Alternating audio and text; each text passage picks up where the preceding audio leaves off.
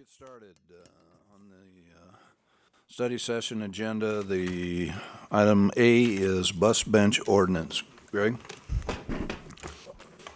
So this is discussion item only, to give staff some direction on where we want to go with this. Right, everybody should have gotten a handout. The handout is on the screen. Anybody need a paper copy? Have a few. What's this, right? Same one, yep. Yep, we got it. This one. Yeah, Okay. thanks. So a little bit what we'll do is run just through the handout. In there was the inventory, copy of the current bus bench ordinance and how it's being employed. And then for comparison's sake, a couple contracts, Des Moines and Omaha, and then I guess kind of a summary, what our options are to go forward. So currently we have two vendors, Sandow Brothers and Design 4, and that's their current usage. Sandow has 74, Design 4 has 13. And some of the discussion we've been having deals with West Broadway, and you can see there's quite a few benches on West Broadway itself. In fact, of the 87 total benches, 35 of them are on West Broadway. So right now, it's our intent to build bus shelters as we do our reconstruction phasing. There'll be 12 bus shelters in all, 6 in each direction. And as those are constructed, it was our intent to remove the bus benches. So what, why did we decide to do shelters instead of just benches? What was kind of the, Better service, aesthetics. It's an opportunity to add more to the locations that we're trying to focus on, the major corridors. so I've heard from some people saying by doing the shelters, it's just gonna invite trash and people actually try to sleep in them and, Okay. I mean, cause wasn't shelters a thing a while ago and then it kind of went away and then, is it? I feel like in different cities they've taken them out. We have, I don't know, 4 shelters now, maybe 3, 2, 3, and I don't know if we have that issue. We have vandalism issues, but, that is a possibility with bus shelters, but I think they were added as part of the concept to try and enhance our major nodes where these shelters will be located.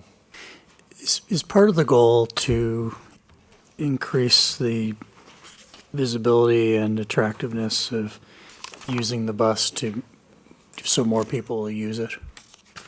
Is that one of the reasons to have shelters as opposed to sitting on a bench in the elements? I think certainly shelters, certain times of the year, make riding the bus a little more convenient. Cold weather, rainy weather. So it's a service to bus riders. Is there a intent or a possibility that there would be commercial advertising offered on the shelters as it is on the bunch bed? At this time, we don't have that planned, but shelters can be, this one I think has the ability to take some of the panels out and put in advertising panels. So that is, at this point, we're not. Well, it's an proposing option, that. but you're not looking to do that. Correct. Okay. Okay. All of our benches should be located on our bus routes. The vendors come to us, say we'd like to put a bench at this location, and it is approved by us. Based on usage at this time, there's probably 3 to 5 that potentially could be removed just because there doesn't appear to be much bus rider usage. This is a map of our, there's the blue route. Those are our bus bench locations. So to orient you, I think up is west. Or east, up is east. So the one at the very top here, that's Iowa Western Community College right there. That's our blue route. And then you can see they're somewhat scattered. The yellow route then, which includes Metro Crossing. You can see they're kind of scattered around, but you can see by far the majority of the benches occur on West Broadway.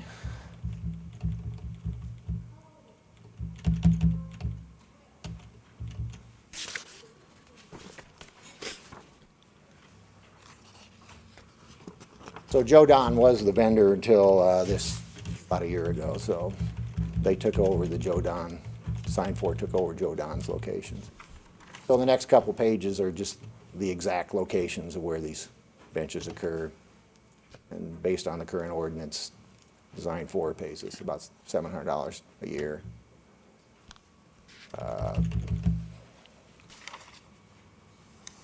Sandow Brothers, there's the list.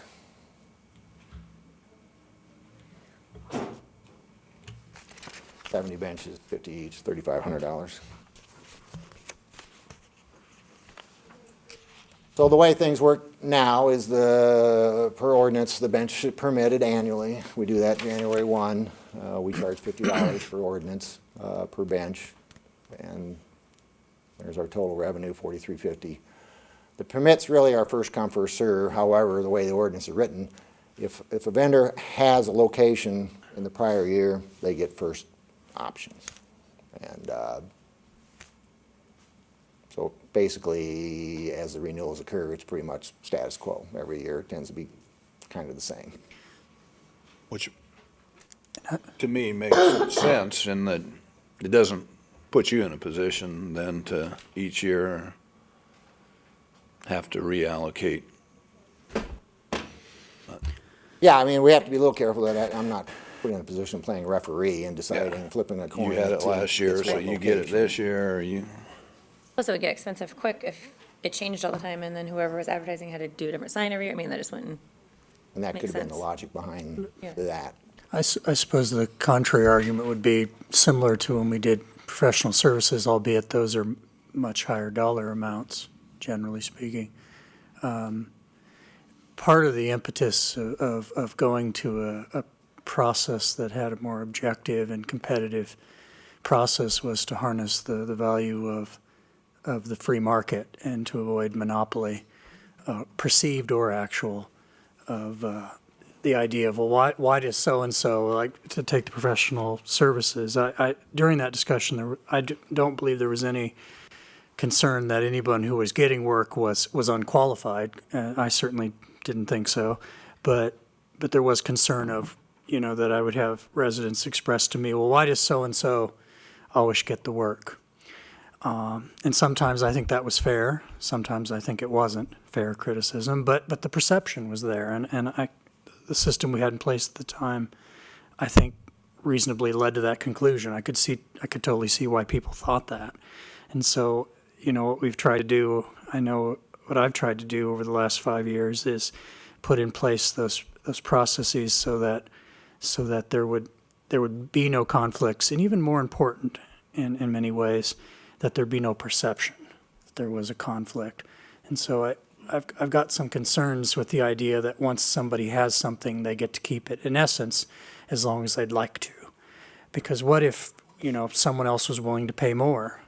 Then I think we're undercutting the taxpayers, and it's not whether the individual or the organization that may currently have it can or can't do it, but in my mind, when there were a lot of people who didn't like when we put in the professional services, where we said, we want not only there to be competition, but we wanted there to be seen to be competition. And so to me, in my mind, as I look at it, I can't very well say, we put in place this process to ensure that the same company doesn't get all the work here, but in another situation, I made an exception. And again, it's no matter who it is, that's irrelevant. I just think a matter of principle. We ought not to be picking winners and losers. We ought to have a competitive process so that everybody gets a shot, and the taxpayers get the biggest bang for their buck. I just think we ought to be consistent. To me, that's a little bit different, because that was like each time you're probably dealing with like a different project, or, it was services. For one thing, this is such a small amount too. I don't know. I'm assuming we have a lot of contracts that we probably, for small amounts like this, that just always go to the same company because we know we can trust them. It'd be like buying office supplies. we're probably doing it the same. I mean, but this, like I said, for a good example, you're having the benches have the advertising on them. If you're gonna compete this every year, it could get really expensive for advertising. I mean, they would have to change because I mean, I just don't know that that's Well, realistic. It wouldn't have to be every year, and the other concern I have is part of the reason it would be so low is, I think if, I like the comparables of Des Moines, which is a larger city, but in the same state, and then Omaha, different state, fair enough, different market in some sense, but we're too low, I think, is what those numbers show. And I think one of the advantages of having a competitive process, and maybe it's a 3-year, maybe it's a 5-year, that's what I've noticed in other places, though I haven't specifically researched it in a long time. But I recall 3 and 5 year being pretty common for this sort of thing. It just seems like then we would be getting more than $50. That was one of the things I didn't see in the report write-up. When was the last time those fees went up? And who set those fees? I mean, how did they get set and when was that? City council set them. Well, but I wasn't here, so Back in that's the why I'm 80s. asking. How long ago was 80s. it? I think it was 80s, the since 80s. the 1980s? And maybe we consider just raising the fee but leaving it. Well, that and the ordinance is from 1950, as I recall. Right, but in 2002, there were some changes, but I'm not sure what the changes were, and I think there were some in the, prior to that as well, in the 80s. Of course, and we still you had have a way- streetcars. and- So we want to talk about what other cities are doing. I guess Yeah. we'll jump to that. But one thing I want to note is that the ordinance currently states how those benches are constructed. There is a spec on that. But one thing that other cities are doing is addressing snow removal. Our ordinance does not address snow removal.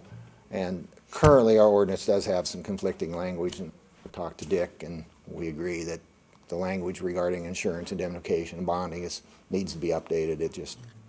There's some things that kind of aren't consistent.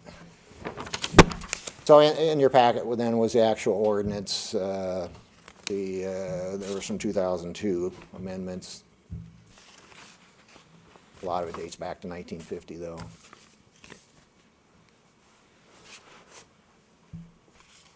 So just because it was convenient and easy to get these two cities, I grabbed them, Omaha and Des Moines, and talked about these cities are doing multi-year contracts. So they're taking bids, and it's to help spread the cost of the purchase of the bench. It's a multi-year contract.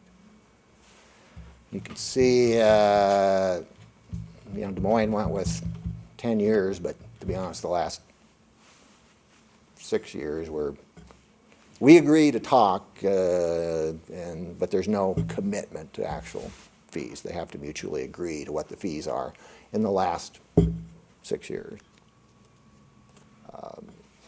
You can see Des Moines has about twice the number of benches as we have, and Omaha has probably 5 times, 6, I guess 7 times. I mean, and I see the fees are higher, but that's also, I mean, both Omaha and Des Moines are such a different market from Council Bluffs, Yeah. I would think.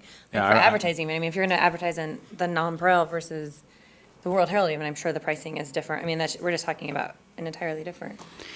Does that not? I just threw these out as examples. I know, I was just kind of. And it partly begs the point, doesn't it, that, if the competitive market would tell us what a good rate is. Right, that's why I like the idea of having bids, is because bids with longer contracts, obviously be costly, but that's where the person that wants to advertise, they know what that number is, where they can still make a profit and do well, and what it's worth to them.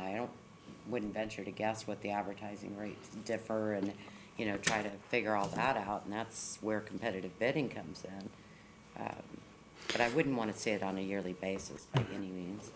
No, I agree, that's not a fair period to recoup one's investment in the costs of, especially if we presumably would continue to have them pay for the upkeep of them. But, the competitive free market, we talk a lot on the council about how we don't want to have government decide these things, and we want to have private industry do it. I think we need to be consistent. Do we have kind of like a price range, Dick, or I don't know what's like a ceiling where we usually decide what needs to go out for competitive bid and what we just award? I feel like we probably do, don't we? There's, the policy on service agreements has some thresholds where sometimes you get by with quotes, sometimes it takes actual bids. Right, you know, depending upon what you would raise the amount to as far as your fees, or I guess if you're kind of turning it around this way, as opposed to permits, you'd be letting contracts for lots at a time, I assume. By lots, I mean, maybe Lease 10 space. benches at these locations, 10 benches at these, you know, so there'll be multiple bids possibly, so. You're not gonna be talking a great deal of money at each one, but, Generally speaking, our purchasing policy requires us to try and make an effort to get 3 bids. That's not always possible. I just think particularly the most difficult part about that for me is, in essence, it's a monopoly. If somebody has it, they get to keep it forever, and I just don't think that's, I mean, competition is great. And I think it just leads to a perception that, in general, and I'm not talking here specifically, but just in general, without competition, it'll look like, well, somebody who's had it gets to keep it forever. And I just don't think that's fair. I think then we're picking winners and losers. I think that's exactly what happens, but I think the bigger concern is that's how we end up all these years later with no change, you know, the prices never changed, because, you know, there was no bidding process, there was no contract awarding, it was just always the same, and then here we are, council 30 years later, having to deal with something really outdated, because it just never came up. But we could change it without having to put it to competition too, just like we've changed fees for parks, entry fees, or we've changed rental. I mean, we change fees often once we, every now and then it seems like something comes up, we look at it and decide, ooh, we should have probably raised it. I mean, I think there's other ways too, we could look at what the right fee is. But why would we set a precedent that we don't do with any other business that the city does business with? I That's what I mean, was trying to find out, that I think we do. I don't think we put everything out for competition at this low of a, so I mean, that's gonna be a lot more work too for, even for Public Works, every 5 years per se for, you know, because you said you have to do it in bunches, you'd have to go over a lot of contracts. I don't think we do that for small, Well, I from what don't, I understand. I guess if we're going to take bids, I would not suggest that we break it into bundles, or, I think it's all or all or nothing. none. That's what I saw.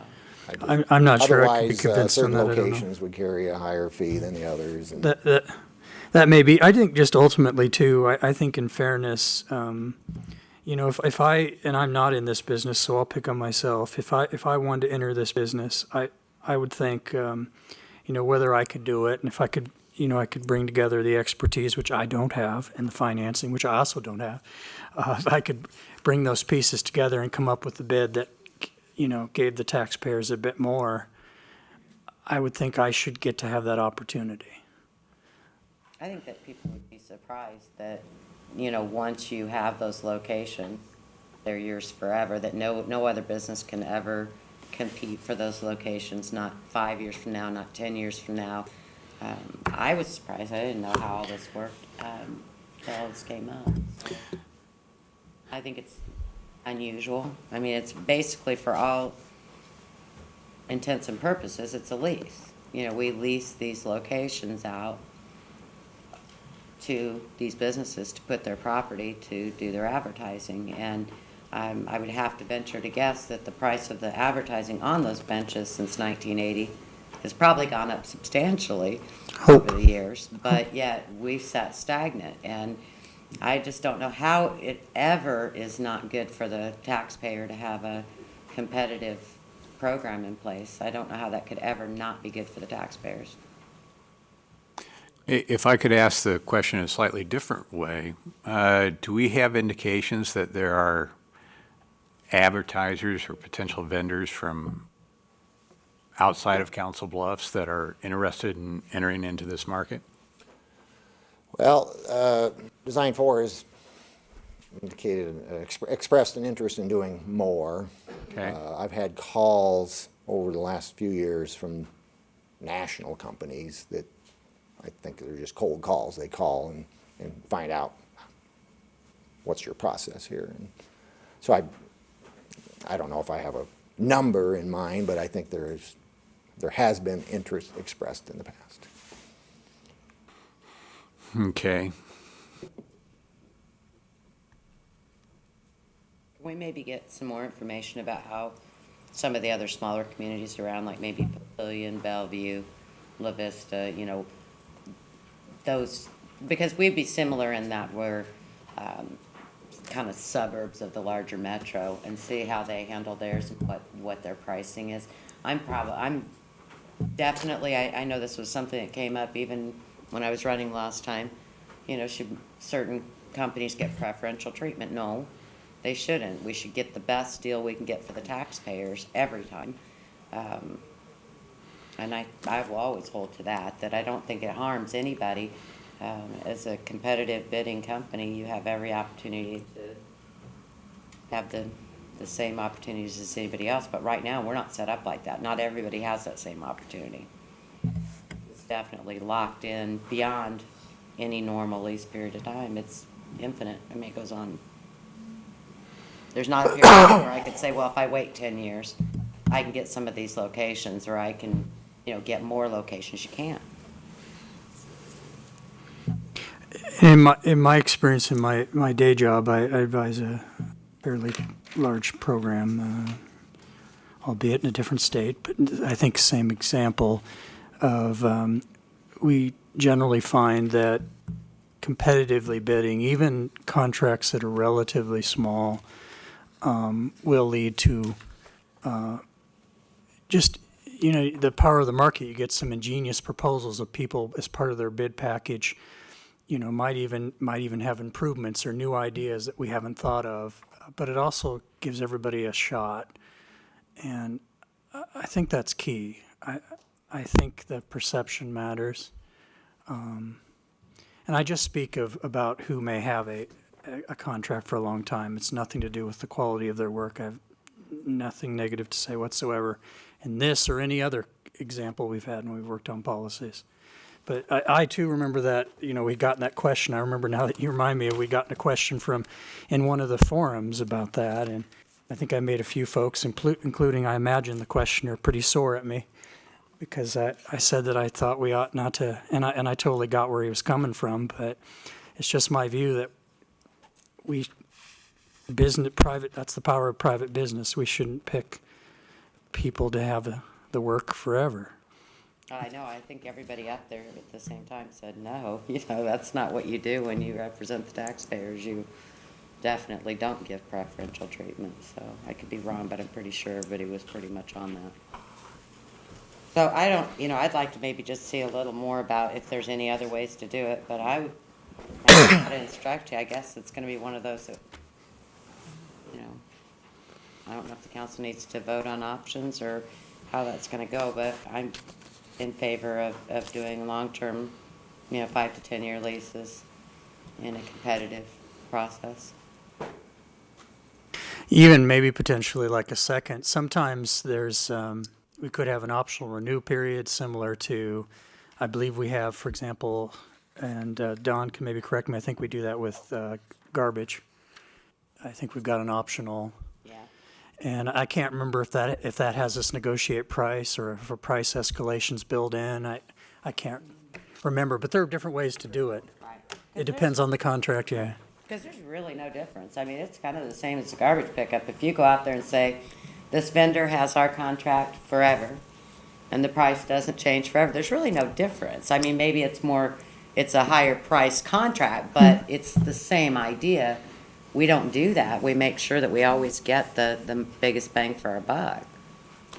Omaha does 4-year contract with a 4-year extension solely at the option of the city, and Des Moines does a 5-year contract with a 5-year extension mutually agreed upon. It could be open to either one of those. I don't know, 1 year here or there is gonna ever. Yeah, but I think that point, and I had frankly hadn't thought about it when you said, before I was thinking annually, and then of course that to me now is quite clear that wouldn't make sense. And so I appreciate that point greatly. I didn't think about that closely enough. And I do think it has to be an all or none too. You can't just do groups of, that would be really too hard to. I hadn't thought about that, but you're right, that would be tough to. Well, but like right now, you already have 2 different companies, so Right. if you do that, then someone's gonna not get, even if one of the 2 There's Like, there's not already- enough, is there really, to have like, you couldn't have like seven, let me pick a ridiculous number, seven companies, each having a stake in this. I mean, you wouldn't make enough money, I wouldn't I'm think. assuming that the examples you gave us, it's all, you get them, all the locations, with the vendor with the best bid. Yes, there's only one vendor. I didn't quite follow your, Omaha does renewals exclusively at the discretion of the city, but Des Moines is mutual. Well, if the city decides not to do it there. I mean, my sense is if the vendor didn't want to do it, they wouldn't ask for the renewal, and if the city Right. didn't want to do it, then it would be void, but, But if they both want to do it, then yeah. it would be extended. But if you're in Omaha and the city wants to do it, then I assume the vendor wants to do it, and so it's kind of 6 of one, half dozen of the other, I guess. Right. Well, I think in Omaha. Kind of depends the whether you vendor- want to hold a vendor to it. Let's say the price you got was really good. If it's at the city's option only, wouldn't it be then, if they decide we underbid this, as circumstances turn out, if the city says, nope, we want you to keep it, then you're kind of stuck. So if it were just at our option, it's a better deal from our perspective. But, I could be convinced, I don't know which is the right way. I think that's great discussion, but I just think as a fundamental principle, we ought not to have monopolies. I would, if we're going to go with a competitive bid, I don't know why we even need an ordinance for bus benches. We have a purchase policy, ordinance, professional services policy, and this could be bid either way, either as a professional service, which allows you to account for performance, or it could be just a competitive, purchase based on low bid. Well, that's a good But question. we have policies and ordinances in place already, so I'm not sure what we would do different than following those processes.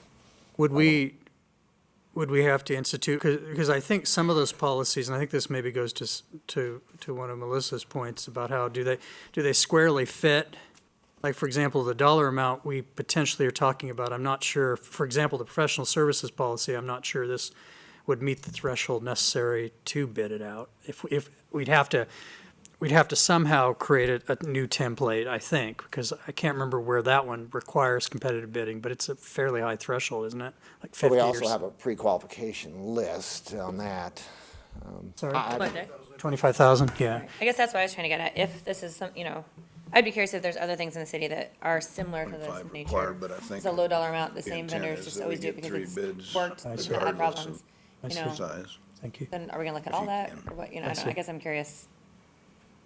Well, I mean, we'd have to talk to Kim on that. And then I would like to know. I would like to know, things. and then is it truly just a straight up cost proposal, or is it also, are we looking, I don't know how creative we want to get, or how, I'm not sure.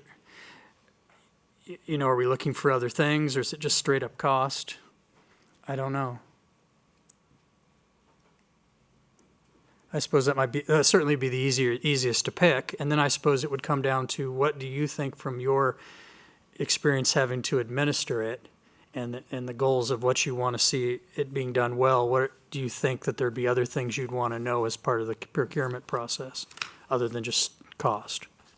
So I'd want to rely a lot on your expert opinion as to, because you of course administer it, so like if there'd be Contract other could- concerns. could- And I don't expect you to say it off the top of The your head. specs could require insurance level, a certain amount of Sure. insurance level. It could require Sure. some sort of bond that covers the life of the contract. So if they default, there's some recovery. I don't think I think we'd write a spec tight enough that all we'd have to do is base it on low bid. Okay. We wouldn't want low bid in this case. Or, I- well, Best bid, how's that? Best bid. Highest bid. Best bid. Highest quote. a little bit, that'd be quite fun. A penny. But I do agree with Melissa, if there are other things out there that we're not aware of, because, Yeah. there's just so much we wouldn't know. If there are, I'd like to know it. Yeah. We can have Kim look and let us know if there's other areas we should be looking at. Because that's kind of been our trend the last several years. I know your time and my time here has been to try to convert, that's been one of my goals in my remaining time, to try to convert all of those over into competitive processes, as many as I can. Can't do it all in one day, but, Well, you don't know about it till they come up. well, fair enough. Yeah. That's how this works, yes.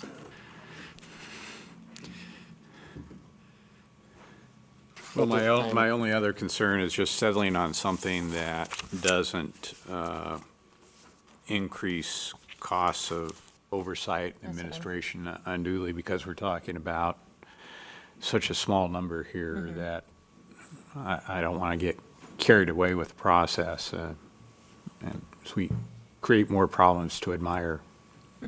That's why I was curious how many others are in this. I mean, I get the That's idea a of good competitive point. bidding, but if we have a lot that are all within this kind of range and similar situation, we might be creating an awfully lot of work for the city for not really any benefit, if anything, minimal. Hey, Right. we're building But we jobs. still have to decide how we're going We to can't pay for it select a next time. vendor, even if we don't, if we, if we don't take bids on things that cost $400. If we go out and find a quote and it seems reasonable and we accept a $400 quote, and we buy it, and we say, well, this is a similar situation, we still have the issue, how do we decide who gets where? Because people then are gonna say, well, you were, just like they've done in the past, they're just gonna say, well, you were showing preference or blah, blah, blah. If you do that, I mean, if you don't do it as far as just the best bid, then Right. what people are gonna think. I was telling Nate when Dick said 25,000, it's required at 25,000, but we are supposed to make a good faith effort to get 3 bids regardless of the, Quotes, yeah. Yeah, The formal bid at 25,000. but I'm not gonna sit here and say we get 3 bids on an item that costs $200. yeah.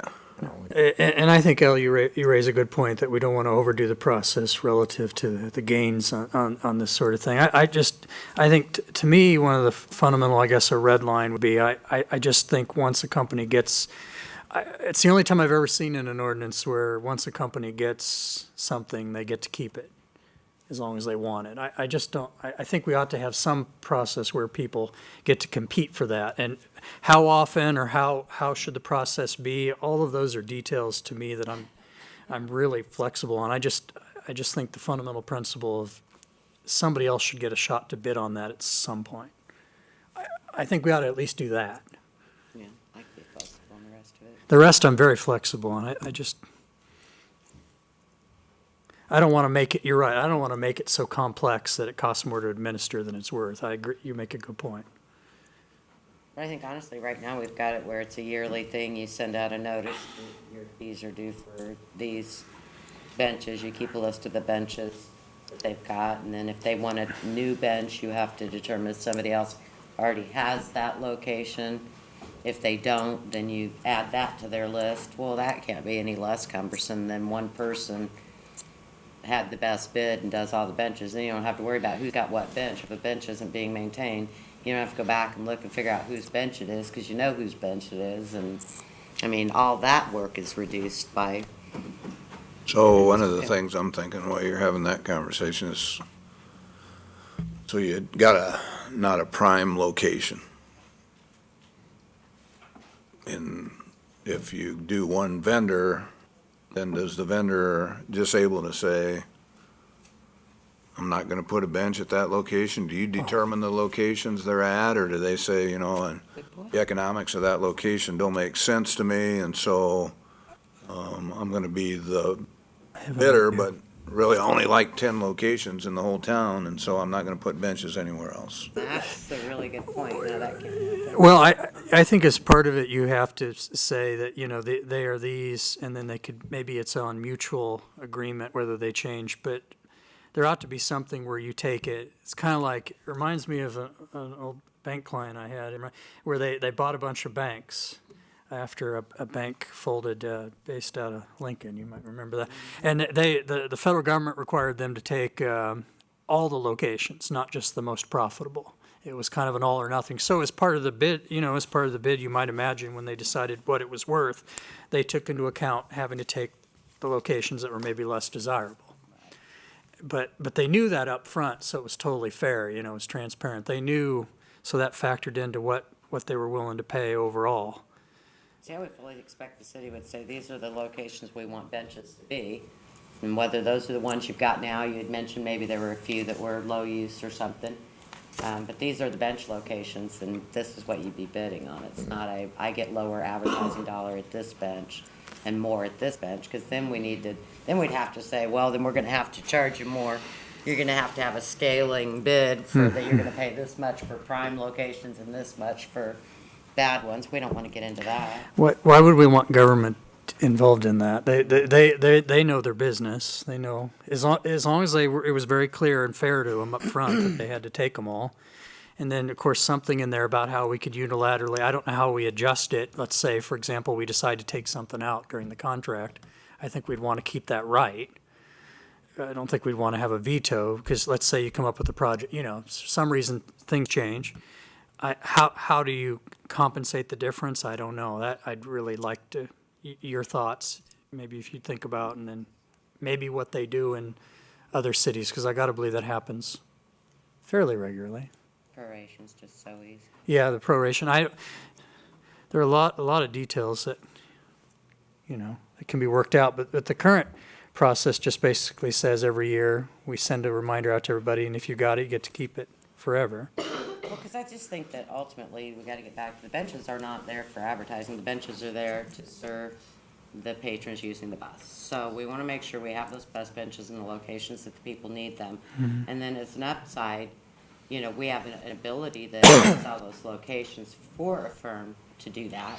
But that's not the reason that they're there. So, you know, whether you get more advertising at this one or less at this one is really not my concern. It's, we've got these bus locations, these benches that we want, these locations we want benches at.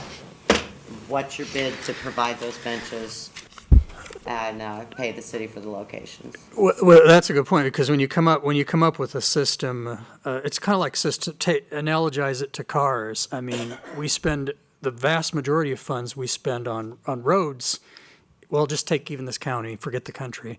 The vast majority we spend, you know, 730 or 40 square miles are not in the city of Council Bluffs in this county, and about a little over 40 miles are in the city. And even though 70% of us live within those 40 out of 780 odd square miles, we still have to put roads everywhere else, or the system doesn't work.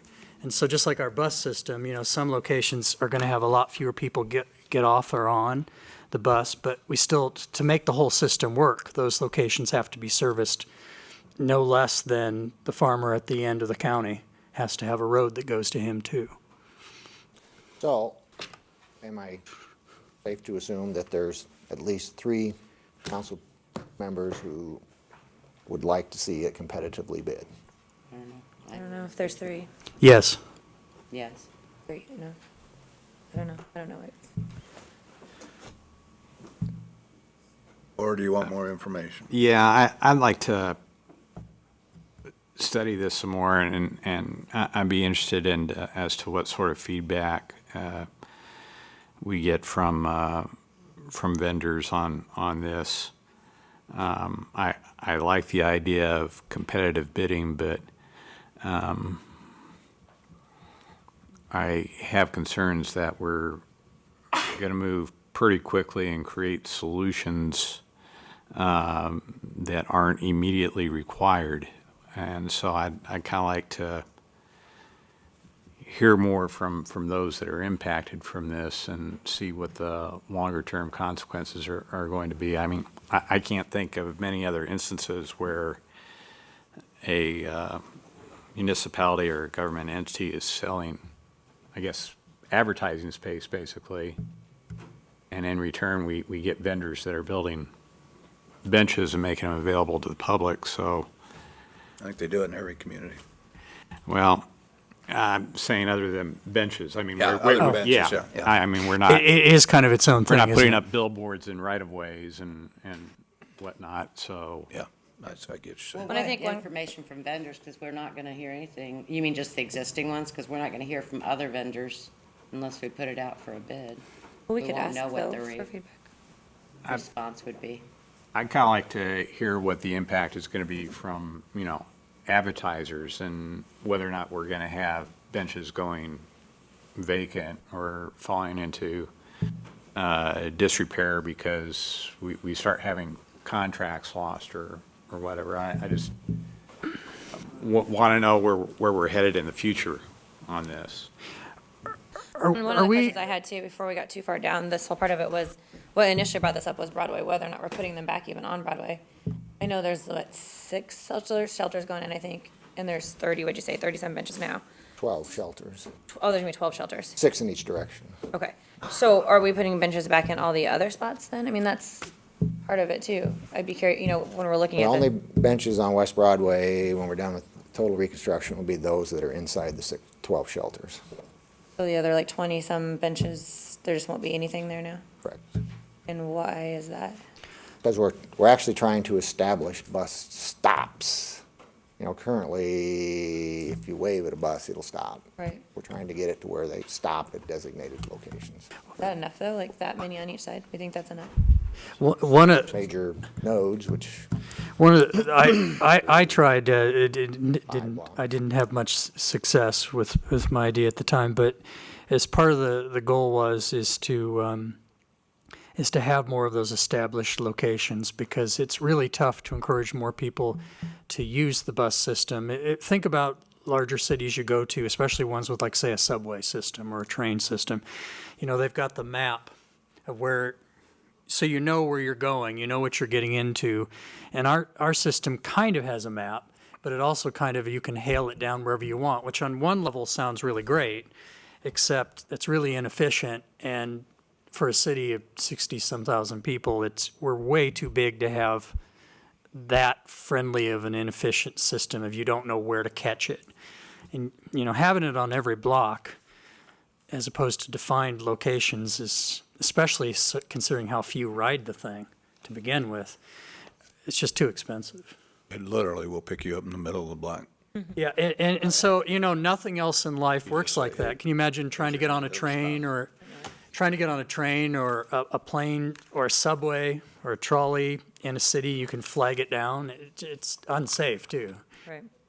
I mean, and I don't think it's that inconvenient once people know that, no, you have to actually stop at the place where the bus stops. It just seems like Kinda a like- huge change, but maybe it's not that far in between each one. No, it's 2.5 miles, is it? 6 stops each side and a 2.5 mile Is it span. Broadway? Yeah, isn't it about 2.2, I think. 2.2? well, it's That And could be a little bit of a a block's about, or 20 12 blocks a so it's about mile, every 3 blocks. There's about every 3 blocks. That doesn't seem terribly onerous. It is possible if we eliminate all the advertising benches on West Broadway that there will be no interest in a contract. I guess that's what, yeah. We're talking about two totally different. Are we thinking about putting, because then maybe that's when we're trying to think about, then do we want to add advertising on the bus Right. shelter things, then would that be part? Well, you asked me, and that's what we're doing until I'm told otherwise by the mayor or the city council. So if the city council wants to see advertising in these bus shelters, they need to tell us very soon. Okay. If they want to eliminate bus shelters, they need to tell us very soon.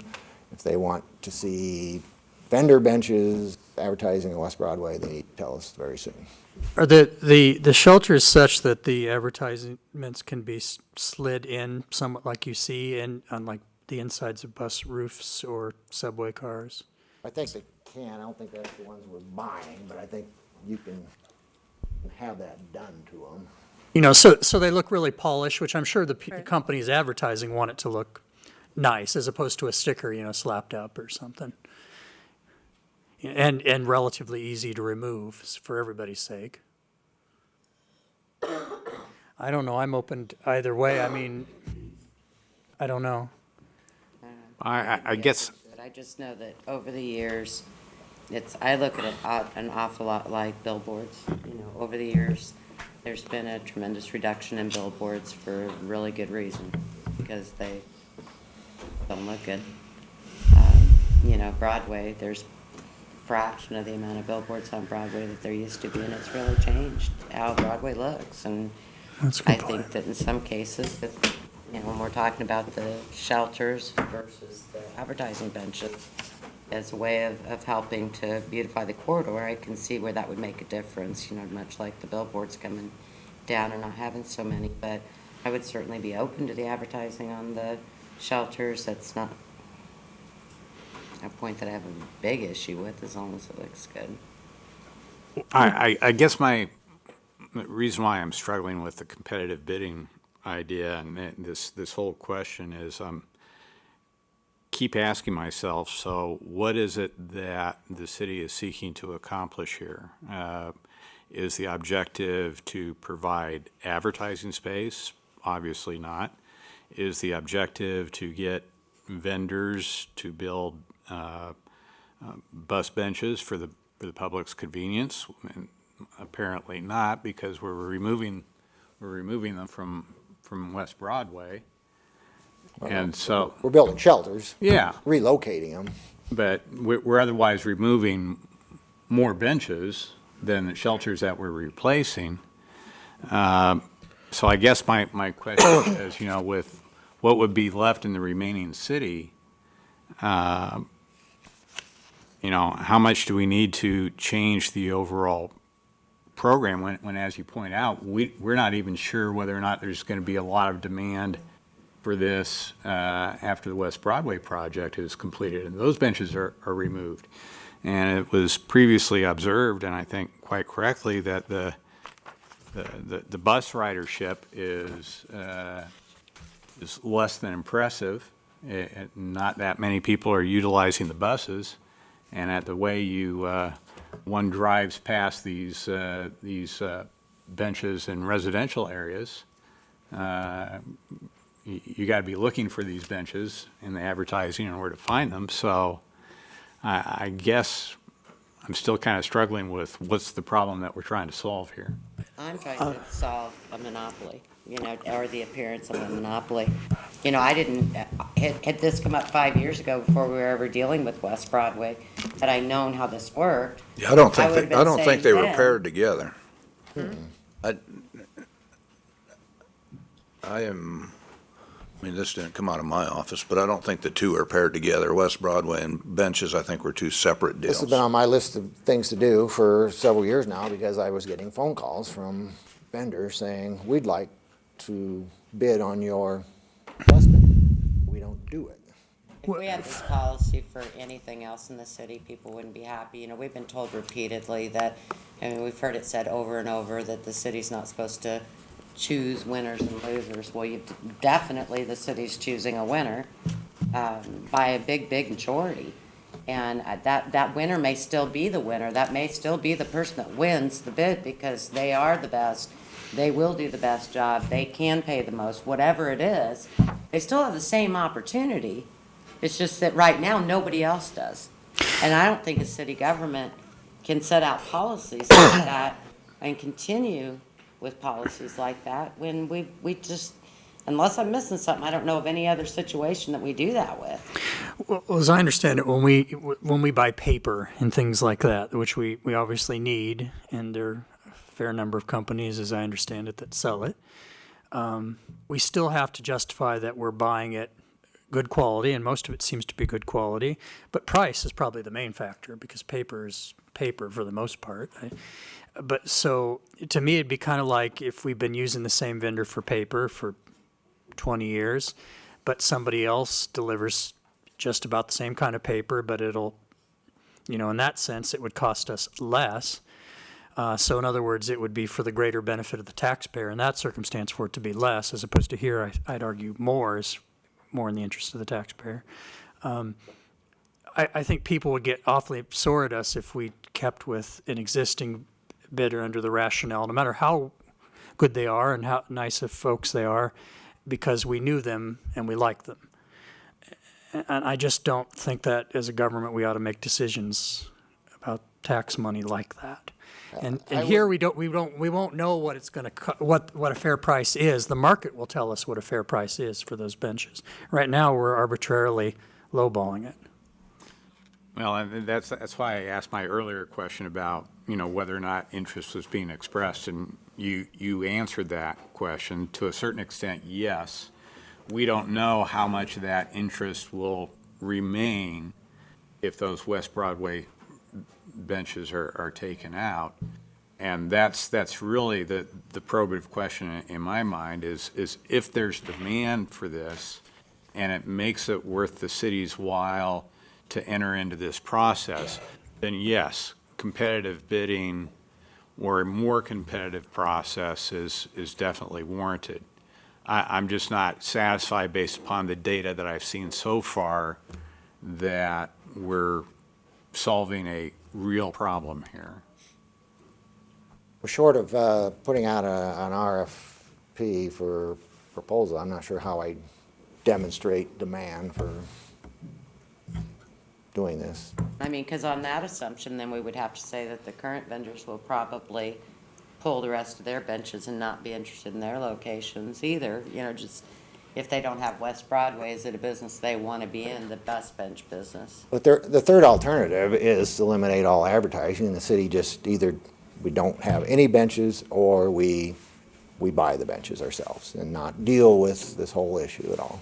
And Then we'd be honestly, if we spending had the money money instead for of the making- benches, Pardon? that would be my But then we preference. would be spending money on something right now we don't have to spend money on, correct? We don't Right now, have- we're getting a small we amount, don't we're have getting a money small to amount, spend. but Right. then we're gonna instead spend instead of getting. It would cost more, but it would eliminate some of the issues you're talking about, and is how do you manage fairness to both the vendors and the public?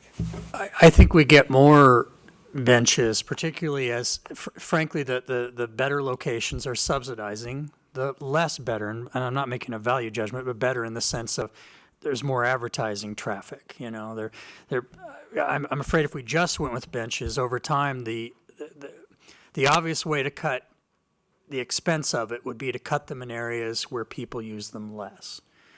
And in my experience working with folks and talking with folks who use the bus, the areas that use them the least often are the people who need it the most. You know, there aren't a lot of people there, but that's the only way this person can get to a job and have that dignity of a job and not be have to rely on the rest of us for assistance.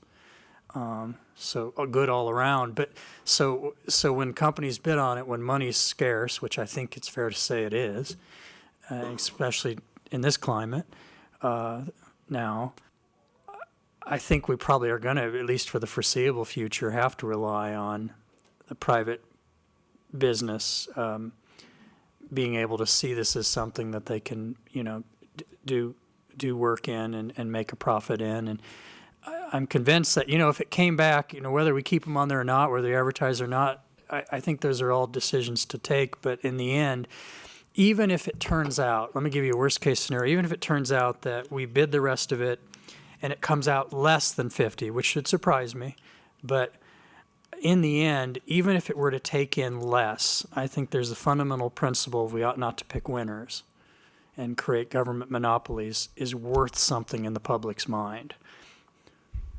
And I've said this starting years ago, I don't like those benches, but as far as the advertising, the way it makes the neighborhood look, but the bottom line is that that's not what it's about. We owe it to the taxpayers to, do the best we can with our resources, and right now, I don't think there are resources to go and buy benches for the entire community. So, my dislike for the way they look is not gonna play into what I think we should do. I think that we have an asset, and we're not treating it like an asset, and we're not treating it, or the taxpayers have an asset, and we're not treating it that way. We're treating it as if it isn't an asset when it is. And we have an obligation, and I don't know how we look at it any other way. We have an asset that has marketability to it, that we should be getting the most we can for them, and the fact that it keeps us from having to use taxpayer dollars to put benches in and maintain them, it's just a double upside for us. So,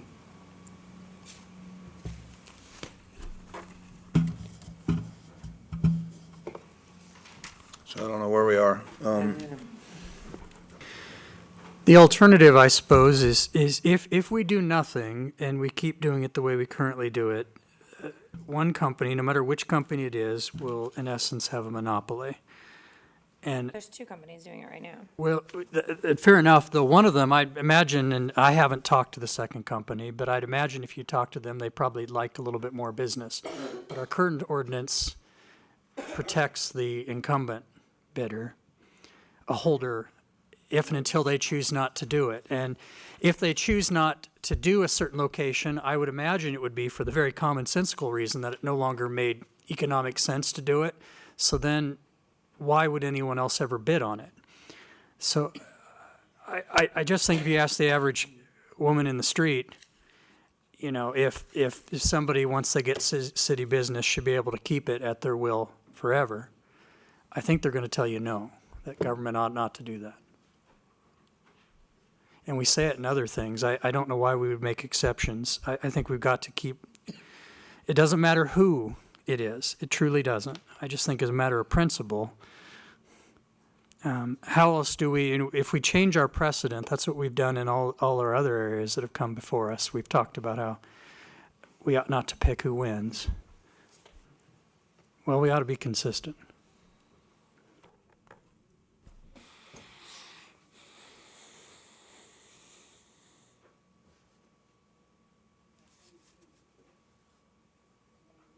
All right, well, it sounds like we're at an impasse. I think the options in front of us are there three members of the council interested in going out for a bid, or in lieu of that, are there three members of the council who want more information? I get Greg's point, it's pretty hard to find out if there's a market out there. There's a whole lot of variables in this, and it's not who sits on the bench, it's traffic flow in front of the bench. I would tell you that about 240 people, in my mind, 480 riders on the bus a day, typically two somewhere in back, so you divide that number in half, so 240 people are riding the bus every day. Do you need two benches in some locations? Do the one vendor who has 14 benches, is that the extent of their capacity to finance all those benches? I mean, you may go out there and say, whoever they are, for supply or whatever, do you want to put in another 80 benches? And they said, oh, that, we don't have the cash flow to do that. Who knows? Right. And as Greg points out, or Sharon, until we test the market, who does know? And it may be that the vendor who has the most now would have the contract in the end. You know, they've got the ability to do what they're doing now. It may be that they would get it. This is really just mostly about making sure that everybody has a fair shake at it.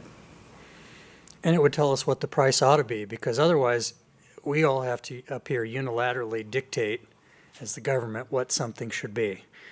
And I think that's what the market does, not us.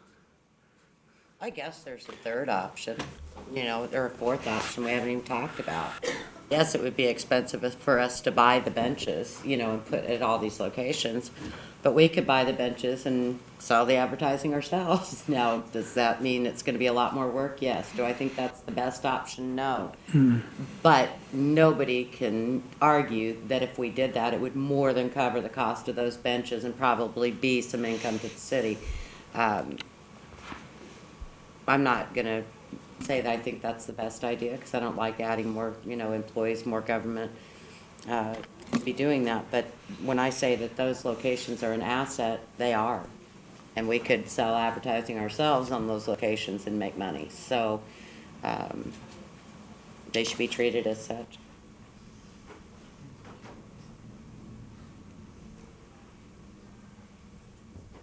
All right, I don't know where you want to go from here, but Al, would you be willing to try an RFP process to see? I really don't think of another way to test the market. People won't put their money where their mouth is, so to speak, I don't think, unless they see an actual RFP.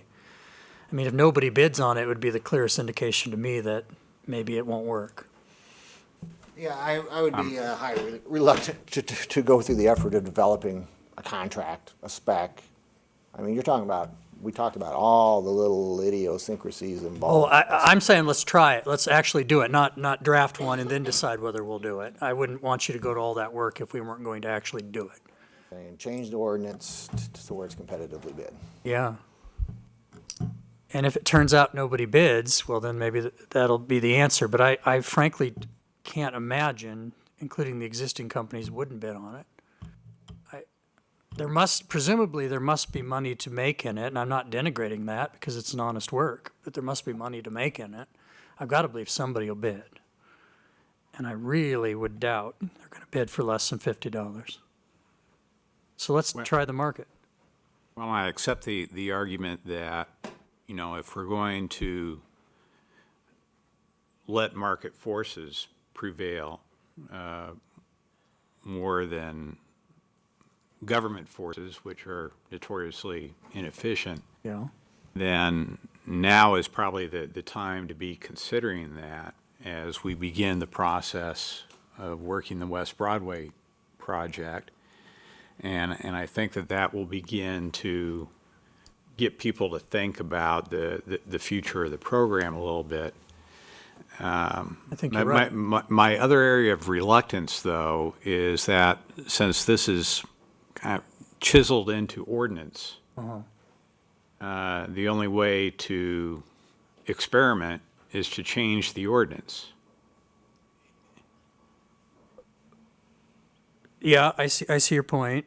And so we're kind of tinkering by redoing the process over and over as long as it's gauged by ordinance. And I'm kind of wondering if maybe like other processes, this can kind of be turned over more to a management function of the city. I mean, why is the city council involved in? That's a good point. Maybe we could use the precedent of, and I don't have it in front of me, so maybe it's not a perfect fit, but let's take the professional services. I think we wrote that in a way, and I'm not even sure that was an ordinance now that I say that, but however the law needed to be written, it wrote it in such a way that it gave great administrative flexibility as opposed to taking something that's currently rather black and white in the ordinance, I agree with you, and replacing it with something else equally black and white that may not work.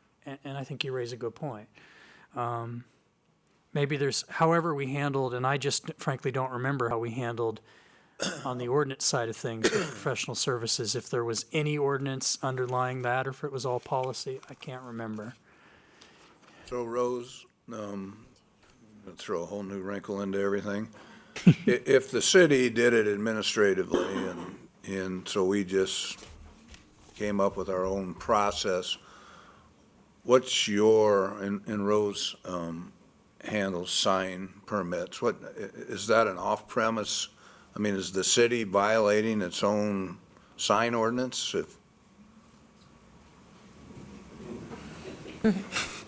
Nothing like being put on the spot, is there? There's a couple ways to look at it, to be perfectly honest. Historically, because it's been in the right of way, our department has not treated it as if it's part of the sign code for private property, for privately owned property, I should say. Strictly speaking, off-premise advertising is just that. It is advertising. That is not where the place of business for whatever that entity is. But that, I think, is a discussion and an interpretation that would have to be made. There is certainly off-premise signage is addressed in the zoning ordinance. Typically, there are two sections to that, and one of them is very specifically written to impact off-premise advertising known as billboards, to Sharon's point earlier, and those amendments were made years ago into the text. So that's a discussion we have not really at all had about how that works on a bench that was being permitted, for lack of a better word, in city right-of-way through a city policy. Strictly speaking, is it off-premise advertising? Yes, if that, whoever that advertiser is happens not to be there. It's also located in the right-of-way. Okay.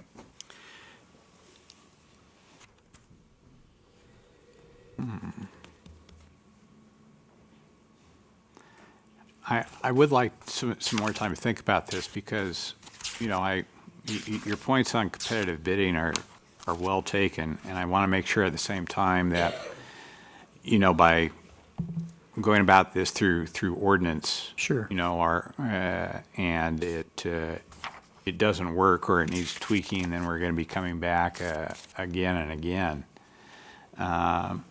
So I kind of like some analysis and recommendation as to saying, you know, whether or not we should relook at the whole process in terms of making it more streamlined, and my ears perked up when you said, you know, that putting this through an administrative process frequently leads to more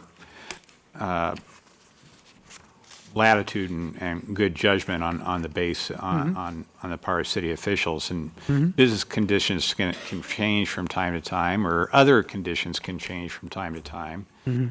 And if we otherwise have this chiseled into ordinance, then it makes it much more difficult to be flexible. So I would.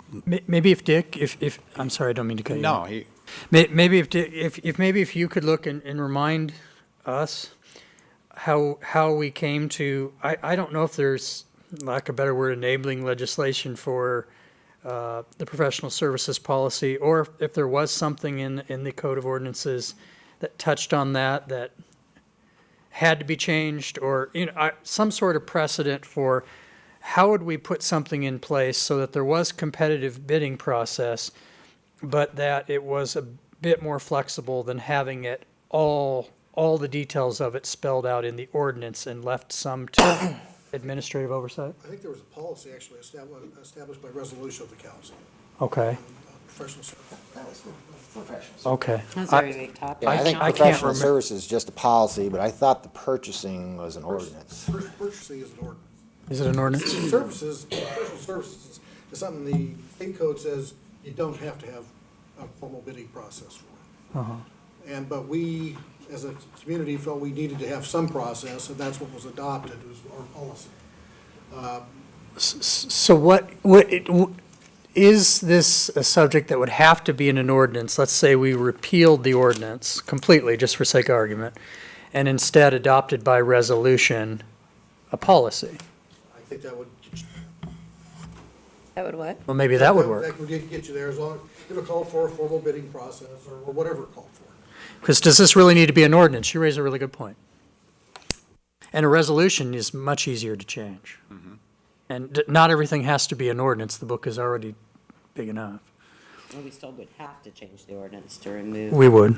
what's in there now. We'd have to repeal it. Maybe, and at the same time, go through a process. So repealing an ordinance, does that take two or three hearings? It's treated as that too.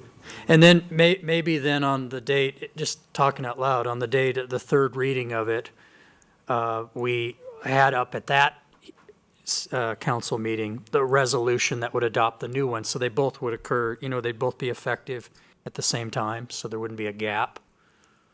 And what you could do is actually have the effective date of the repeal out in the future, so you give you an opportunity to, if you go out for formal bid, you get the bids back and. That's a award good point. contracts, and then, say, effective July 1, these new contracts, and, yeah.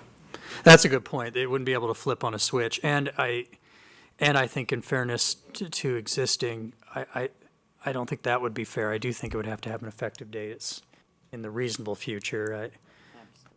Whether it's July 1 or January 1, like one of those two dates, just thinking out loud, makes the most sense to me. And the way these work, it might be more reasonable to do January 1, frankly. But then again, I don't know how many things we have that come due on the calendar year as opposed to the fiscal. So I'd like to have some input. January 1, maybe.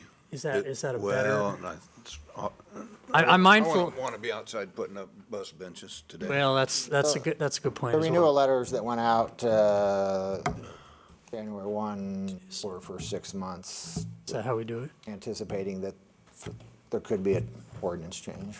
And that's a good point. I didn't think of a very commonsensical point of, January 1's an awfully weird time to, that's a really good point. I'm also mindful of the number of other things that administratively are on a calendar year that make it one of the busiest weeks in an administrative capacity. And I know that speaking from my own experience now too. There are too many things that happen on January 1. How Is there direction or? about we do that? Let's repeal the ordinance and then and do a resolution at the third reading and have that up at the third reading. We still need to work out the precise details, but it sounds like competitive bidding and some thought about how, I agree with you that this ought not to be the most elaborate thing ever. We're not talking about $20 million contract where that would make any sense. But some sort of process in place that was competitive bidding, but not ridiculously onerous, and have that. I think once I have an opportunity to see a draft in my hands and That's a good point. start considering the details, I think then now help my comfort level a bit. Could I ask you if you would join in as a third to direct that be drafted? Yes, yeah. Okay. Let's do that. All right. Is that okay? Only as long as that, that the repeal doesn't take effect until we have everything handed out, because, Absolutely, yes, you know, yes. right now, you can't just put it under professional services, because that doesn't even require No. a bidding process on, certain dollar amounts. So I'd need to know that by repealing that ordinance, we were still gonna have something competitive put in place, whatever that. Absolutely. Yeah, And I want to be as fair and provide as much notice to Absolutely, the vendors as possible. absolutely. And your point's well taken. We have to obviously see whatever we're going to vote on before we vote on it, yeah. You're quite right. Yeah. So is Dick doing that? Is Greg working with Dick on that or? Graham from my office has been working with Greg's office on these items, so. All right.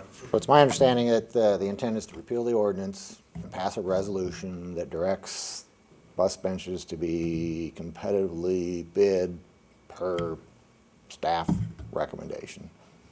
And I think, to be fair to Elle's position, you would like some details fleshed out as to what that would look like. Right, Maybe right. not, how much detail? Well, I guess I want to know how much heartburn we may be creating in the minds of the public or others. And I also want to at least have a chance to look at it, see how administratively burdensome it may be, whether or not it creates unanticipated costs. Okay. So a draft policy, if I may? Yeah, I think that's entirely reasonable. And then I'd agree. Once we see that, then, and I think that we have a good policy proposal in place, then I'm more comfortable with Okay. repealing the ordinance. That's fair. Not sure what the policy would say, short of the specifications in contract language. You could crib a lot from the professional services in the general sense, a lot of, Well, I'm thinking if I know the details are If the resolution different. just says it has to be competitively bid and the award of the contract has to be approved by the council, then that gets you in the loop for whatever it is we come up with. But doesn't the professional, and I don't have it in front of me and haven't read it in several I don't see months, this but as doesn't falling it under talk professional about, services. I see this falling under our normal bid process. oh, I agree, it is, I think it was Elle's earlier point, it is its own thing, this particular peculiar animal that is this contract. But I'm just saying that as we come up with a policy, I think you could probably crib some of the language from the professional services about how it talks, just the general language of it, well, people can get on a list, or how, I'm not even sure that's necessarily what's needed here, but it's got just as examples in it, how you make sure people are interested in it, know about it. I don't know whether they get on a list beforehand. I don't know if it's that big a deal, dollar-wise, that people would want to get on a list like they do with professional services, but that'd be what I'd look at to see what would be in a draft policy. It's gonna have to be tailored for this, but I wouldn't invent it whole cloth. I wouldn't do that to myself. I'll work on that. Just a thought. I know when we ask you to do something, I don't know. And- Give you a little bit more thought, because I know trying to read our mind is not. And this Talk is, them up with something. this does not strike me as particularly time-sensitive either. So this isn't something that we need to careen into and. At least 6 months, because they just renewed for 6 months. Yeah. I don't think this would happen at the earliest July 1, the earliest. And But I'm that not, would be by the time bids were back and somebody was selected, so it does kind of set a time frame. Yeah. yeah. So, and that might not even be possible, but it, We also have to know though when the current, like, so we have two people that hold this right now, they obviously, I'm sure then have contracts with whoever the advertisers are. It would have to somehow what, all play, I guess that maybe already falls on the same, I think they just, correct me if I'm wrong, that it's historically been an annual renewal at $50 a bench. When the renewal came in, Ann or whoever, or you sent it back and said, we're only gonna do 6 months at this particular time, and At so that's, 25. We can send out another letter in July saying, here's the second 6 months, 25 more. yeah. I would hope in their So business if they'd arrangement. agreed to do something past 6 months, that's, I think Melissa's concern is that if a sign company had a lease for that sign location for an advertiser that Well, doesn't that's what I mean, expire till yeah. September. if we We've usually got do a a year new- and then now we've suddenly changed to 6 months, I don't know, I don't know. yeah, nobody has brought that up, but, and it may be the case, I guess I'm just saying that now they've been noticed, I don't think they ought to be doing at Right. least through September. I would hope, and again, it would depend on the timing But of. but maybe they've already done that. If we changed our practice had been for a long time to do annual and we did the 6 month, I guess in my mind, I'd want to know how much lead time did we give before January 1 of that change? Because, then did they reasonably re-up with their advertisers for the full year? If they did more than a year, then I'm sure they wouldn't do that because that'd be foolish to extend the contract out beyond. But if I can't imagine they did that. Beyond your own lease. Yeah, because it's that what would be we've been foolish, doing. but. But I think the way the ordinance is written, there's no commitment on the city's part to do any renewals. Agreed. I'm just saying that if our practice was to do years, I kind of want to know, how in advance, how much time in advance of the new year did we change that to 6 months? I agree there'd be no right. 2 weeks. 2 weeks, okay. I suppose, my mind, if somebody re-upped, just thinking out loud, if somebody re-upped with their advertisers in December 10th, let's say, because we've been doing annual ones for decades, that would hold some sway in my mind that in the fundamental fairness of it, whether, to not, then that would push me more towards making this operative January 1. I guess I would think you would think you wouldn't have a lease with it, or, a sale to an advertiser, or lease to an advertiser that didn't coincide with the lease you have. So And if nobody it's had a only- lease until January 1. Oh, I agree, but renewal, you but wouldn't let's do that. but let's say you re-up for that year, and as far as the law stays the law till it changes. So if it's December 20th, and presumably you're not going to wait till the 31st to commit all your advertisers because they want some certainty. You definitely, I would think, in the shoes. Gotcha. Yeah, and in fairness, if they renewed, say, in early December, I wouldn't do it much earlier than that if it were me. But in my experience, people tend to do it at the early start of that previous month, so start of December. Then I'd think with only 2 weeks' notice, maybe it wouldn't be fair to put them in that spot. I see what you're saying, yeah. All right, let's draft some language. Let's draft some language, yeah. Football game starts here pretty quick. All right, let's go to the agenda. What? Anything on the consent agenda? I have no idea. Anything on the public hearings?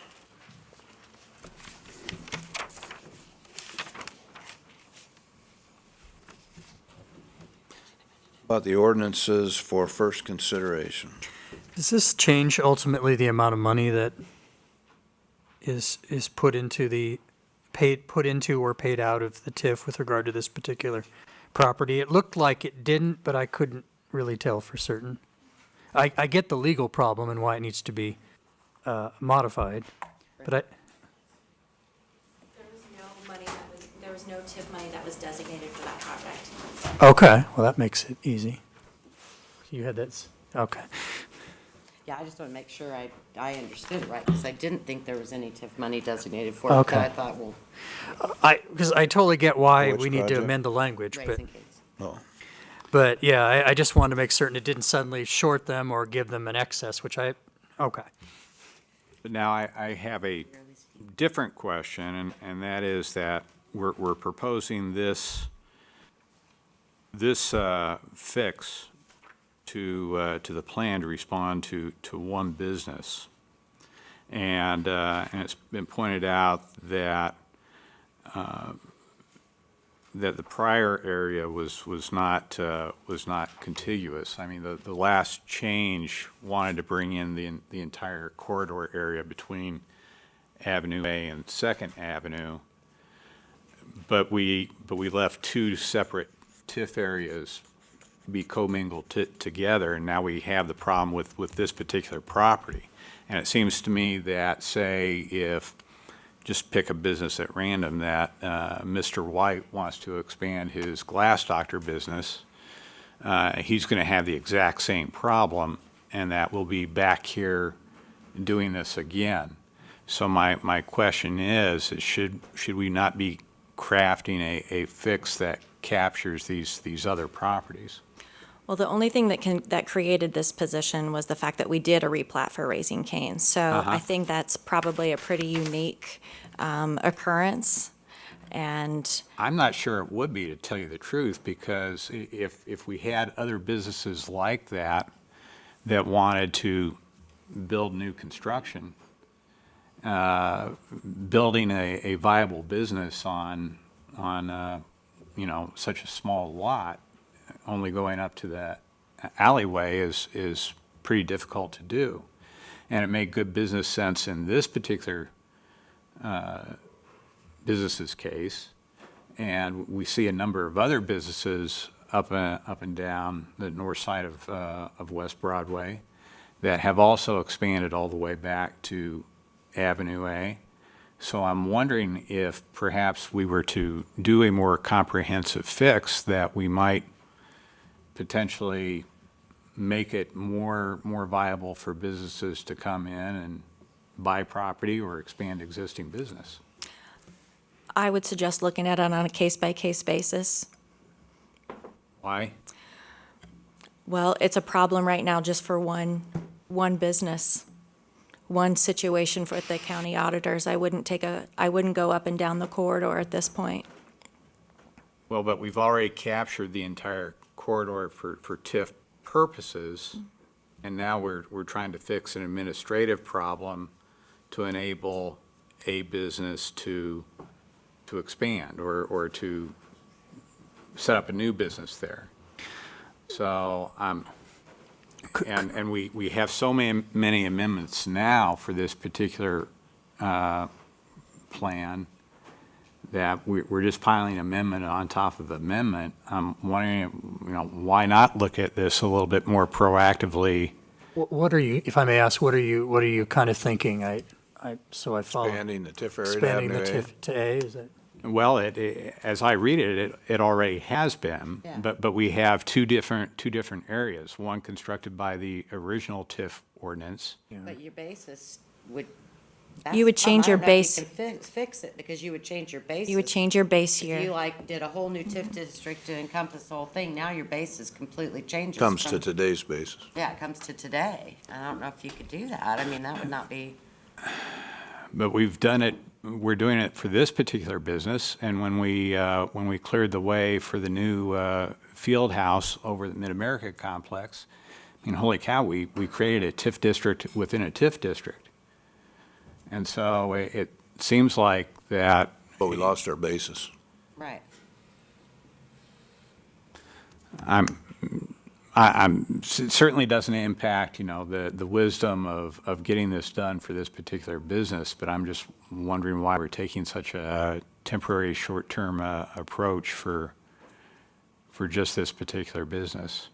It was just a question that. No, that I came to understand what mind. you're saying. Mr. White, if that's his name, at the glass doctor, does own the lot behind him. And Meridian Credit Union just expanded and took the lot behind them, but Yeah, it's not a showstopper at all. It's just kind of like, would this be in the long-term best interests of both the city and potential businesses to kind of take out future wrinkles? If we didn't have to reset the base by doing that, I'm sure, I definitely understand what you're saying. It wouldn't be a lot cleaner and make a lot more sense, but I'd need to see what then the ramifications would be by doing that.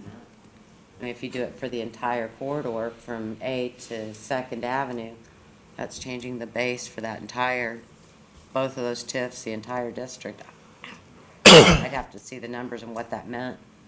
And like I said, I think it's a fairly unique situation in this particular case where we came in and we did a replat for Raising Cane's, which kind of crossed over then into the two districts. And we originally had those in order to keep our original base from the first district and then start the base for the second district. So to that end, if Mr. White And I just did, picked that out. yeah, no, and hypothetically.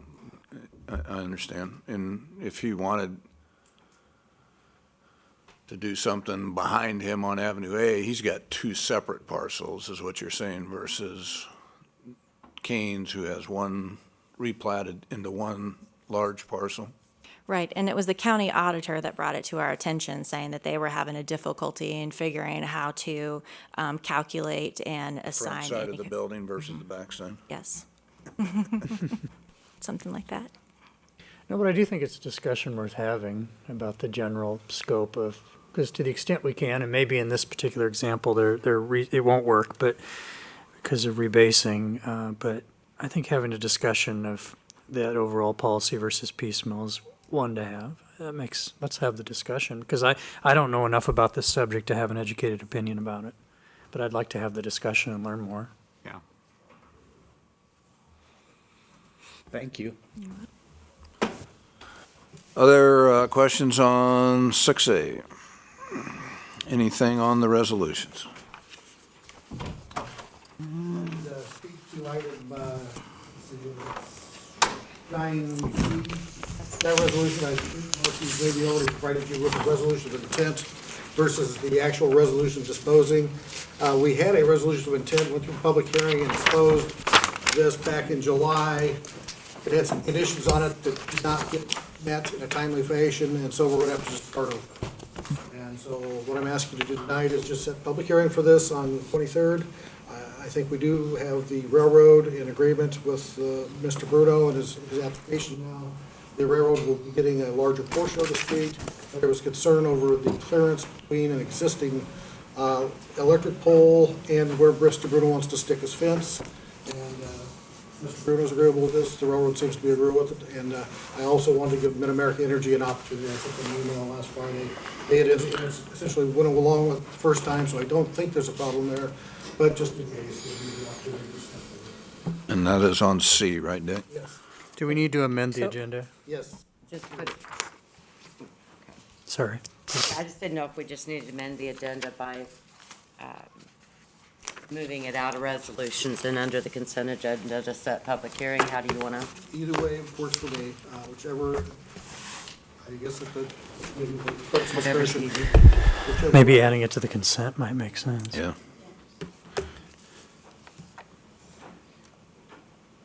Anything else on the resolutions? Permits and cancellations? Did you find out about, face?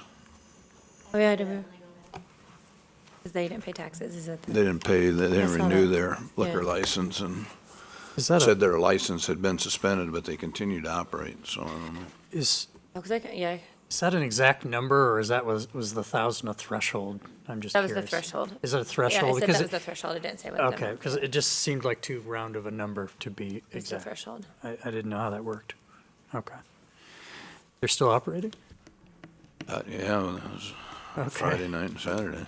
Okay. No. You've heard. You've heard. When I drive by, they're still, and I've been looking because we got the notice that Yeah. Sure, they've been sure. open and there's been customers' vehicles there. Okay. They're probably just giving it away and not selling it, so. sarsaparilla. Yeah, I'm gonna bite my tongue. I can think of plenty All right. of funny things to say. I Anything shouldn't. else? See it, so. I- Yep. I did just have a general question on where we are, having received the sad news about Mr. Jordet, and I know that you had asked for clearance before to begin looking for the hiring process, so I was just kind of wondering if there is an update on that. We have not yet posted the job. We are getting ready to do that. The other thing, we also asked if we could hire somebody in the interim to provide help. We've talked to two different sources, one to help us complete the budget. We're dealing with a finance director from another community who's cleared it with their city council to take some vacation time and come down and help us. I think they were planning to be here Friday, but I think we had to reschedule, so. Okay. And so we have had meetings with staff to go over their planned expenses. We're putting together the revenues. We're getting our arms around the salary expense. I would tell you it's going to be really tight. Yeah. I mean, it's going to be really tight. I looked today and just kind of 810 levy, emergency levy, which are kind of what goes to pay employees' salaries. I can't remember the exact number. I think it's 256,000 in additional revenue for this year. Just the 2.5% pay increase, I think we were figuring north of 400,000. So you got some math there that doesn't look too shiny. I would tell you we've done a lot of things, I think, to reduce expenses, and so hopefully when we get it put together, that the number's not going to sound as far away as what those numbers are, 150 to 200,000 difference in additional revenue versus additional expense, and again, that's just straight off the top salaries. So who knows where all the other stuff falls, but then if you take in the probably greater than 50% probability that the Iowa legislature is going to take away 750 to 800,000 in red light camera revenue, then we really start getting far away. So I would tell you that I've spent several recent nights just staring at the ceiling in my bedroom in the middle of the night. So I think we'll have a little better feel for, we've got the CIP pretty close to complete. We hope to get that to you guys next council meeting. And Excellent. we hope to get you the budget. I'd love to have you come in and look at it and talk about it. Willing to do that with anybody who wants to, but it won't be a discussion about where we're going to spend the extra money. So, it's just, it's going to be a tight couple years. Well, if I But I could, think things are going to loosen up. There is light at the end of the tunnel. There's the Google money will start coming online. That TIF graduates downward, and so we'll start picking up a greater proportion of their tax dollars, and their valuation is significant.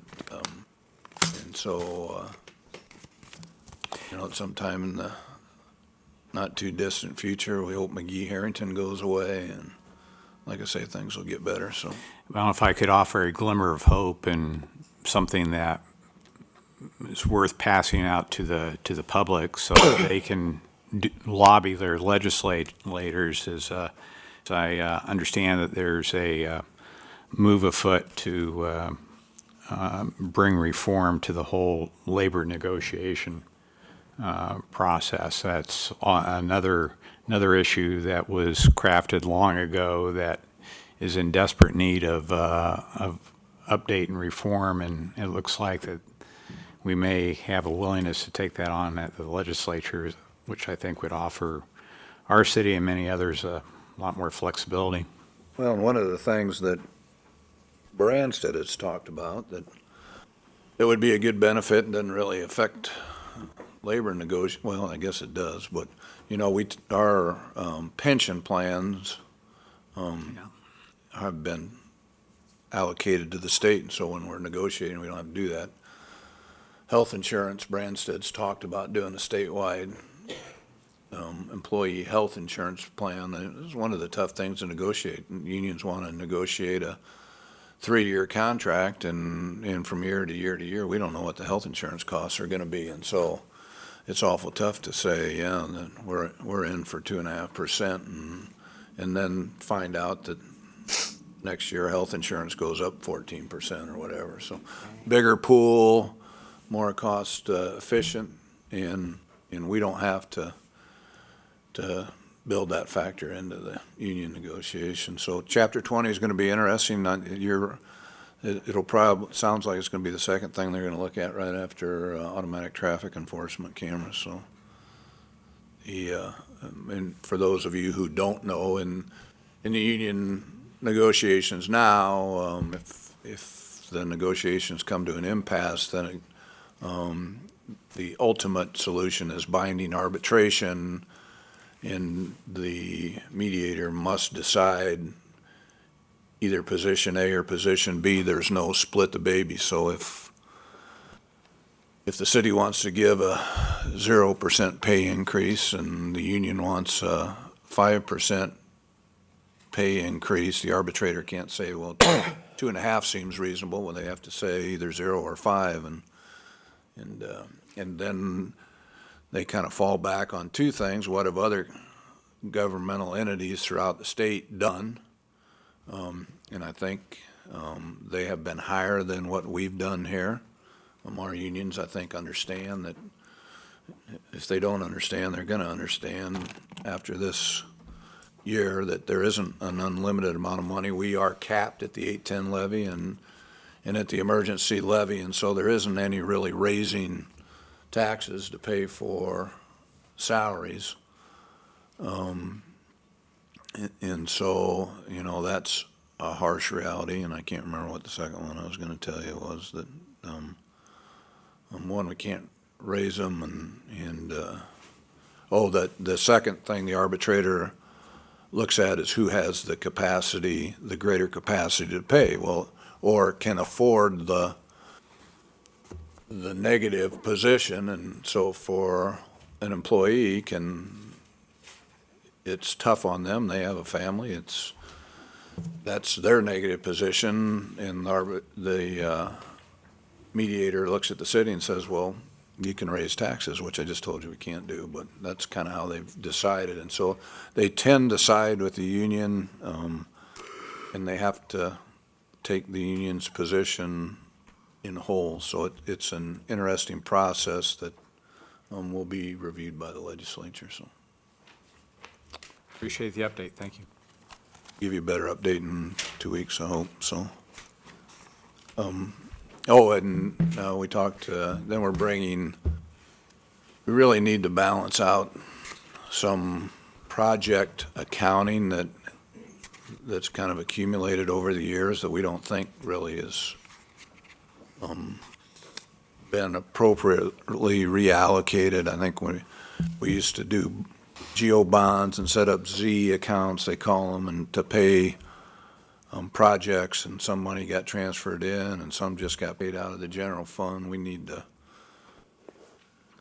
clean up some housekeeping issues, and to that end, we're talking to a second consultant that does forensic accounting to help us do that. Dan had really spent the bulk of his free time in the last year trying to resolve all that, and Patty said she thought he was really close to making the big announcement and putting everything back the way it was, and took that information with him when he left.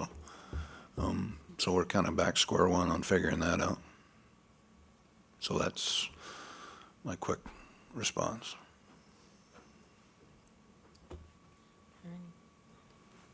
All right, thanks.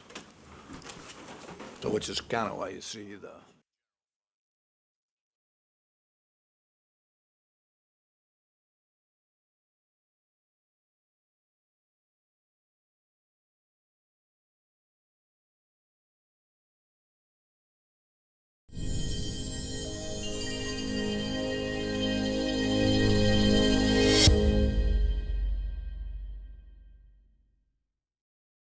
At Council Plus Savings Bank, you still get personalized customer service. We have identity safe checking with LifeLock, identity theft protection. You get personal mortgage lending to fit your needs now and in the future. You get business banking with the latest technology because saving you time saves you money. At Council Savings Bank, you get people who answer when you call and local employees who are actively involved in our community. Council Bluffs Savings Bank, hometown banking the way it used to be.